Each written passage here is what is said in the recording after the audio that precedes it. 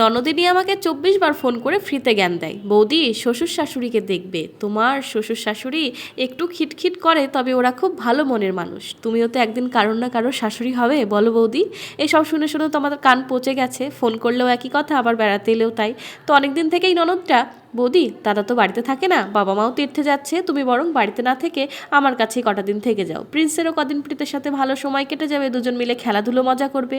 আমিও দেখলাম ননদিনীটা একেবারে মন্দ বলেনি, যাই কটা দিন ওর কাছে ঘুরে আসি, আর দেখে আসি ও ওর শ্বশুর শাশুড়িকে কতটা সেবা করে। বিয়ের আগে থেকেই ননদিনী আমার মুখের সাথে সাথে কাজের কামেও এক্সপার্ট। 3-4 দিন হয়ে গেল ওর কাছে আসা, একদিনও আমায় রাঁধতে দিল না। তবে দেখে খুব ভালো লাগলো, ওর শ্বশুরমশাই বাজারে গেলেই ননদিনী কী খাবে কী আনবে বারবার ফোন করে জিজ্ঞাসা করছে।